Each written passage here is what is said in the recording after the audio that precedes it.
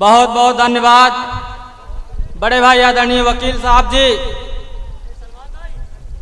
आज सबसे पहले मैं पूरी दुनिया को मानवता का संदेश देने वाले और गरीबों और दलित मसीहियों शोषित वंचित समाज को जगाने वाले परम पूज्य डॉक्टर बाबा साहब अम्बेडकर के चरणों में सत सर नमन करता हूं। मेरे साथियों, आज उत्तर प्रदेश के अंदर दलित और मुस्लिम भाईचारा कायम होने का काम चल रहा है। उत्तर प्रदेश के अंदर अब तक जितनी भी सरकारें रही हैं,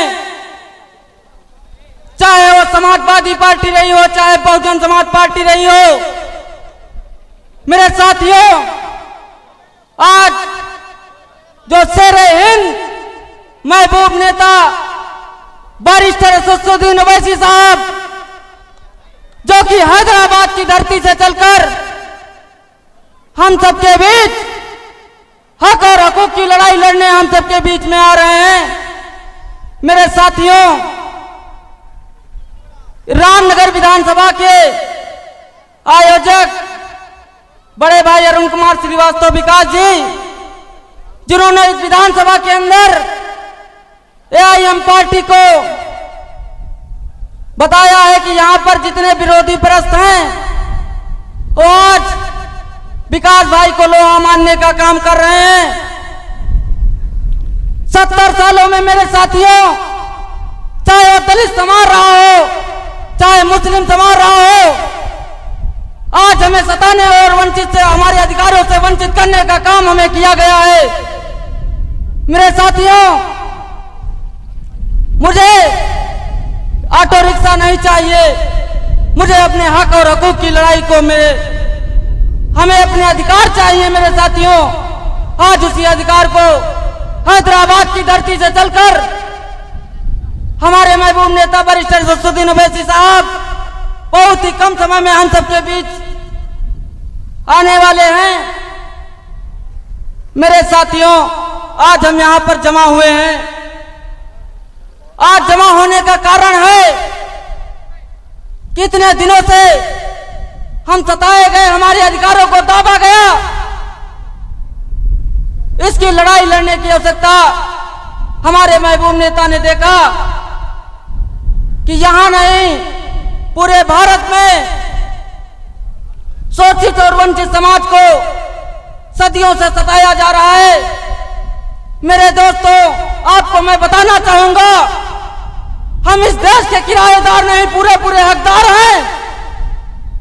मैं बताना चाहूंगा उन प्रस्तों से, अगर कोई मुसलमान अपनी हक की बात करता है तो उसे आतंकवादी बताने का काम किया जाता है। अगर कोई दलित अपने समाज की बात करता है तो उसे नक्सलाइट बताने का काम किया जाता है। मैं बताना चाहूंगा उन सत्ता में बैठे हुक्मरान लोगों से कि आपके पास पुलिस है, आपके पास डिटेंशन सेंटर है, लेकिन मेरे साथियों, मेरे पास बाबा साहब का बनाया हुआ संविधान है। मैं उसके सहारे लड़ाई लड़ूंगा और मैं आपसे डरने वाला नहीं हूं। आप चाहे जितने मुकदमे लिखिए, उन मुकदमों को लिखाने के लिए तैयार हूं। मेरे साथियों, हमें गर्व है कि आज मुझे ऐसा नेता जो हमारे हक और हकूक की लड़ाई को पार्लियामेंट से लगाकर सड़कों और दरवाजे जाकर लड़ने का काम कर रहा है। आपको समझना पड़ेगा मेरे साथियों कि लोग बताते हैं बैरिस्टर असदुद्दीन ओवैसी साहब भाजपा की भी टीम है। उन विरोधियों से मैं पूछना चाहता हूं मेरे साथियों कि यहां आदमी के पास 1-2 करोड़ रुपए होने के बावजूद लोग आराम से चैन की नींद को सोते हैं, लेकिन बैरिस्टर असदुद्दीन ओवैसी साहब 16 करोड़ के मालिक हैं, 16,000 करोड़ के मालिक हैं।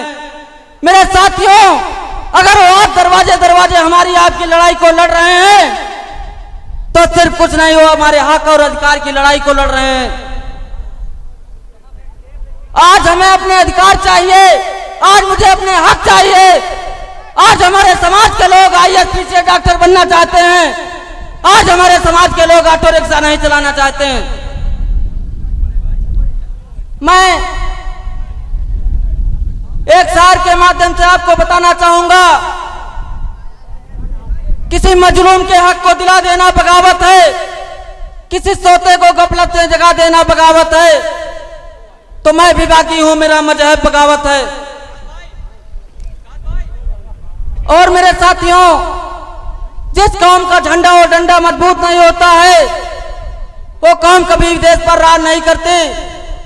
आपको समझना पड़ेगा और अपनी लड़ाई अपने हाथ लड़ना पड़ेगा।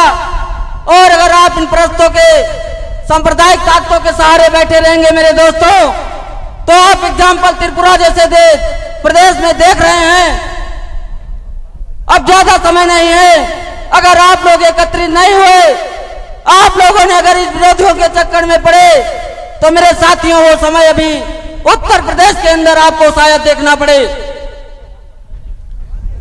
तो मेरे साथियों, बहुत समय नहीं लूंगा। मैं एक शेर के साथ अपनी बात को समाप्त करने का काम करूंगा। हक के सौदाई हैं, कातिलों को यूं ही कुचल डालेंगे।